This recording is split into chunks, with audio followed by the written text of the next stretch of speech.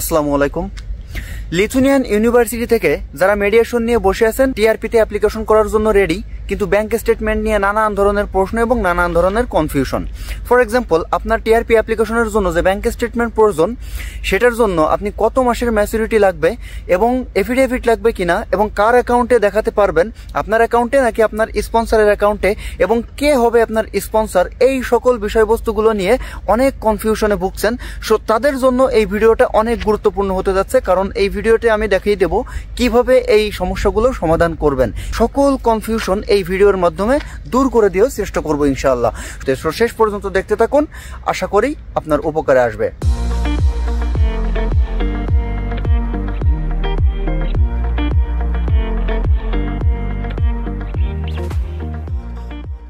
বর্তমান লিথুয়ানিয়াতে স্টুডেন্ট টিআরপিতে অ্যাপ্লিকেশনের জন্য সব থেকে ইম্পর্টেন্ট ডকুমেন্টস হচ্ছে ব্যাংক স্টেটমেন্ট এবং ব্যাংক সলভেন্সি সার্টিফিকেট। এই দুইটা ছাড়া আপনি টিআরপি পাবেনই না। সো এই দুইটা ডকুমেন্টসের উপরে সব থেকে গুরুত্ব দেওয়া উচিত এবং গুরুত্ব দিয়ে খুব কেয়ারফুলি এই ডকুমেন্টস দুইটা রেডি করা উচিত, কারণ এই দুইটার কারণে আপনার টিআরপি রিজেকশন আসতে পারে। সো প্রথমে আসি, ব্যাংক স্টেটমেন্টে আপনার কতদিনের ম্যাচুরিটি লাগবে। সো আমি পেছনের একটা ভিডিওতে দেখিয়েছিলাম 3 মাসের ব্যাংক স্টেটমেন্ট লাগতো তখন, কারণ মিগ্রিস থেকে আমার একটা অ্যাপ্লিকেন্টের এরকম দেখিয়েছিল যে 3 মাসের প্রিভিয়াস যে স্টেটমেন্ট সেটা লাগবে। কিন্তু বর্তমান কিছু কিছু অ্যাপ্লিকেন্টের এরকম দেখাচ্ছে 6 মান্থের ম্যাচুরিটি যাচ্ছে। কিন্তু তাদের ওয়েবসাইটে কোনো কিছু আপডেট নাই যে 6 মাসের ব্যাংক স্টেটমেন্ট লাগবে বা 3 মাসের লাগবে। কাউকে ইমেইলের মাধ্যমে জানিয়ে দেওয়া হচ্ছে 3 মাসের স্টেটমেন্ট লাগবে, আবার কাউকে ইমেইলের মাধ্যমে জানিয়ে দেওয়া হচ্ছে 6 মান্থের লাগবে। এভাবে আমরা ইনফরমেশনগুলো কালেক্ট করতেছি। সো আপনারা ধরে নিতে পারেন 6 মাসের ব্যাংক স্টেটমেন্ট লাগবে। সো 3 থেকে 6 মাস, কারো আছে 4 মাস 5 মাস, এমন হলেও কিছু কিছু মানুষের সমস্যা হচ্ছে না। সো আশা করি মিনিমাম 3 মাস থেকে শুরু করে 6 মাস। সো আমি প্রেফার করি 6 মাসেরটা দেখানোই বেটার। সো আপনি সেফ জোনে থাকবেন যদি 6 মাস থাকে। এবার আসি এফিডেভিট অফ স্পন্সর। আপনি যদি আপনার নিজের অ্যাকাউন্টে টাকা দেখান তাহলে আপনার এফিডেভিট অফ স্পন্সর লাগবে না, কিন্তু কিছু কিছু ভিএফএস এই ঝামেলাটা করে। আপনি নিজের অ্যাকাউন্টে দেখাইলেও তারা এফিডেভিট চাই, আবার আপনি অন্যের স্পন্সরের অ্যাকাউন্টে যদি টাকা রাখেন সেটার জন্য আপনার এফিডেভিট অফ স্পন্সর তারা চাই। এটা আমি জানি না কেন, কিছু কিছু ভিএফএস এ চাই, কিছু কিছু ভিএফএস এ চায় না। সো আপনি এটা ধরেই নিতে পারেন আপনার এফিডেভিট অফ স্পন্সর এটা বাধ্যতামূলক থাকতেই হবে। এটা আপনি আপনার অ্যাকাউন্টেও দেখান বা আরেকজনের অ্যাকাউন্টে দেখান, মানে স্পন্সরের অ্যাকাউন্টে দেখান, আপনি যেখানেই দেখান আপনার এফিডেভিট অফ স্পন্সর থাকতে হবে। এটা আপনি সেফ জোনে থাকবেন। ভিএফএস যদি নাও চাই তাও আপনি এটা করে নিয়ে যাবেন। এটা সো এক্সপেন্সিভ ব্যাপারটা এমন না, এটা একদম ইজি, আপনি একদিনে এটা করে ফেলতে পারবেন। আপনার এলাকার যে লোকাল লয়ার আছে, যে নোটারি পাবলিকেশন, সেখান থেকে আপনি এই এফিডেভিট অফ স্পন্সরটা করে নিতে পারবেন। এবার আসি কার অ্যাকাউন্টে আপনি টাকা দেখানো সেফ। এখানে আপনি আপনার স্পন্সরের অ্যাকাউন্টেও যদি টাকা রাখেন যে কথা, আপনার নিজের অ্যাকাউন্টেও টাকা রাখেন একই কথা, কোনো ডিফারেন্স নাই। আপনি যদি আপনার স্পন্সরের অ্যাকাউন্টে টাকা রাখেন বা আপনি আপনার নিজের অ্যাকাউন্টেও টাকা রাখেন, এটার জন্য আপনার টিআরপিতে কোনো ইফেক্ট পড়বে না। এটা যে কোনো একজনের অ্যাকাউন্টে টাকা রাখলেই হয়। এবার আসি সোর্স অফ ফান্ড নিয়ে, মানে সোর্স অফ ফান্ড দেখাতে হয় কিনা, মানে আপনার ইনকাম সোর্স, যে আপনি কোথা থেকে এই টাকাটা আর্ন করেছেন, এমন কিছু দেখাতে হয় কিনা। এখানে লিথুয়ানিয়ার যে রিকোয়ারমেন্ট, যে ব্যাংক স্টেটমেন্টের যে রিকোয়ারমেন্টে অনলি আছে আপনি স্যালারি সার্টিফিকেট দেখাতে পারবেন, অথবা আপনার ব্যাংক স্টেটমেন্ট অথবা ব্যাংক সলভেন্সি সার্টিফিকেট, এইটা।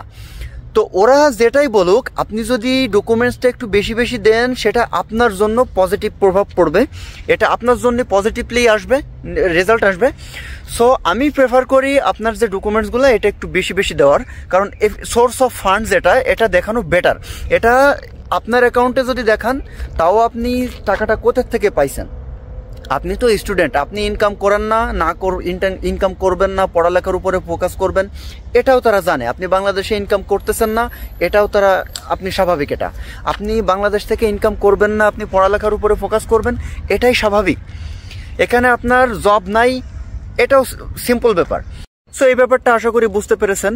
আপনার যে সোর্স অফ ফান্ড, মানে আপনার যে ইনকাম সোর্সটা আপনি এখানে দেখিয়ে দিবেন। ফর এক্সাম্পল, আপনার বাবা আপনাকে স্পন্সর করেছে, আপনার বাবার ট্রেড লাইসেন্স অথবা আপনি ইনকামটা কোথা থেকে আসতেছে, স্যালারি সার্টিফিকেট, এটা দেখিয়ে দিবেন।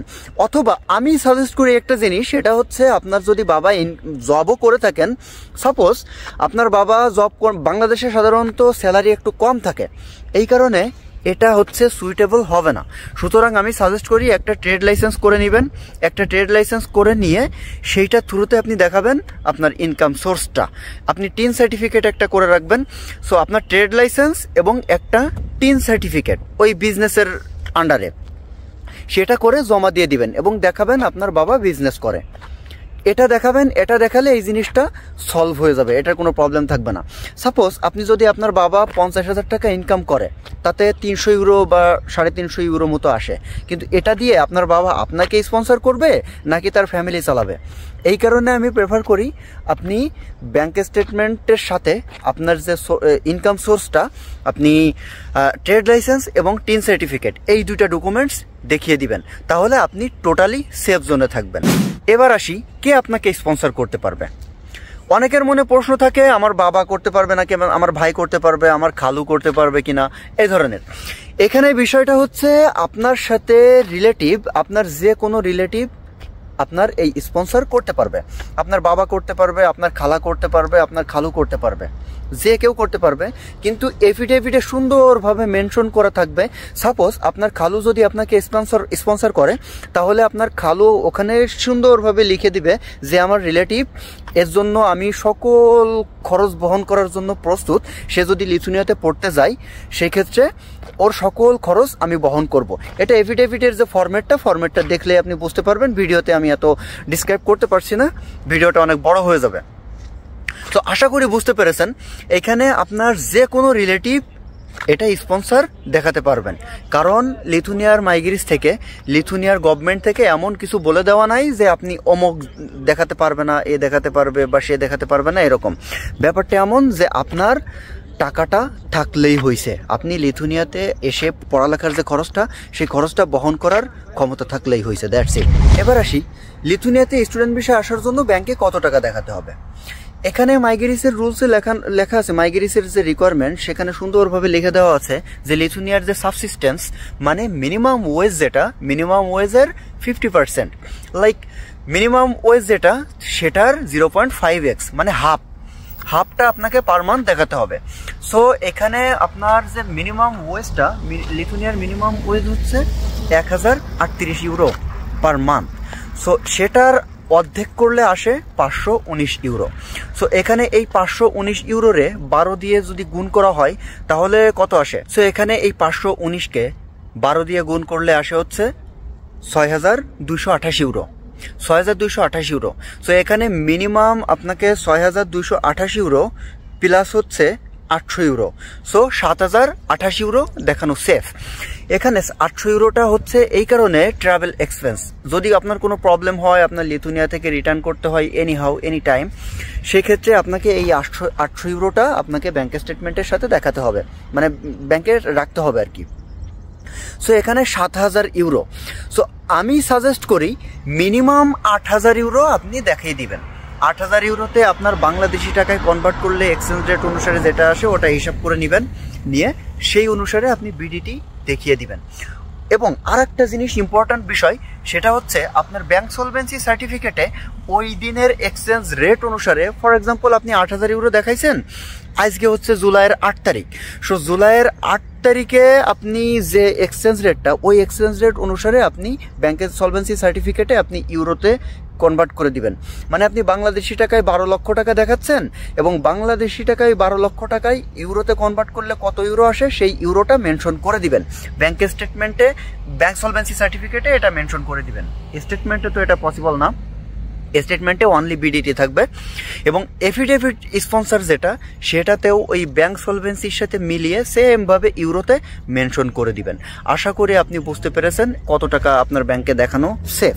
আশা করি আপনার ব্যাংক স্টেটমেন্ট রিলেটেড যত প্রকার প্রশ্ন ছিল, যত প্রকার কনফিউশন ছিল, সেটা দূর হয়েছে। এখনও যদি কোনো কনফিউশন থাকে আপনি কমেন্ট বক্সে লিখে দিতে পারেন, আমি আনসার করার চেষ্টা করব প্রত্যেককেই, কারণ ব্যাংক স্টেটমেন্টটা খুবই গুরুত্বপূর্ণ বিষয়।